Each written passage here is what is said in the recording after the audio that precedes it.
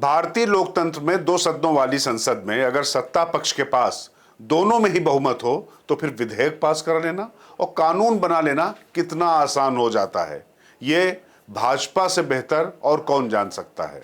वैसे भी किसी भी दल को लोकसभा में चाहे कितना भी प्रचंड बहुमत हो, लेकिन अगर राज्यसभा में बहुमत नहीं है या बहुत जुगाड़ नहीं है तो फिर दिक्कत कितनी होती है, यह भी भाजपा से बेहतर कोई नहीं जानता होगा। नमस्कार, मैं राजकिशोर। बुलंद भारत टीवी पर जब हम बात कर रहे हैं राज्यसभा की, तो आपको पता ही है कि उसके चुनाव बिल्कुल आसन्न हैं। 18वीं लोकसभा में इस बार भाजपा नहीं एनडीए को बहुमत मिला है और इसका फर्क साफ तौर पर देखने को मिल रहा है। इसी तरह राज्यसभा में एनडीए को इस वक्त बहुमत नहीं है, लेकिन 3 सितंबर को राज्यसभा की 12 सीटों के लिए उपचुनाव होना है, जिसमें से 10 पर भाजपा और एनडीए की जीत सुनिश्चित मानी जा रही है। और इसके बाद यह भी माना जा रहा है कि एनडीए को राज्यसभा में बहुमत का जादुई आंकड़ा मिल जाएगा। और जैसा कि वक्फ संशोधन या फिर दूसरे अहम विधेयक जिस पर सत्ता पक्ष और विपक्ष के बीच जब आर पार की सियासी जंग होगी, तो राज्यसभा भी बहुमत काफी महत्वपूर्ण हो जाएगा। जहां तक बात 12 राज्यसभा सीटों के लिए होने वाले उपचुनाव की, तो ये 9 राज्यों में हो रहा है, जिसमें से महाराष्ट्र की 2 सीटों पर, बिहार में 2, असम में 2, त्रिपुरा में 1, हरियाणा में 1, राजस्थान में 1, मध्य प्रदेश में 1, ओडिशा में 1 और तेलंगाना में 1 सीट पर उपचुनाव होगा। वहीं अगर बात 12 खाली राज्यसभा सीटों की करें, तो इसमें से 10 सीटें ऐसी हैं जो राज्यसभा सांसदों के लोकसभा चुनाव जीतने के कारण खाली हुई हैं। इसमें से असम में भाजपा के कामाख्या प्रसाद ताशा और सर्बानंद सोनोवाल, जैसा बताया ना आपको, असम में 2 सीटें हैं। उसी तरीके से बिहार से राजद की मीसा भारती और भाजपा के विवेक ठाकुर, हरियाणा से कांग्रेस के दीपेंद्र हुड्डा, मध्य प्रदेश से भाजपा के ज्योतिरादित्य सिंधिया, महाराष्ट्र से भाजपा के छत्रपति उदयन राजे भोसले और पीयूष गोयल, राजस्थान से कांग्रेस के केसी वेणुगोपाल और त्रिपुरा से भाजपा के विप्लव देव ने लोकसभा चुनाव जीता और फिर राज्यसभा सीट से इस्तीफा दे दिया।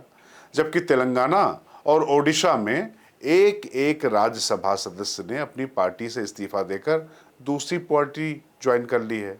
इसमें तेलंगाना में के केशव राव ने बीआरएस छोड़कर कांग्रेस का दामन थाम लिया है, जबकि ओडिशा में बीजू जनता दल की राज्यसभा सांसद रही ममता मोहंती बीजेपी में चली गई।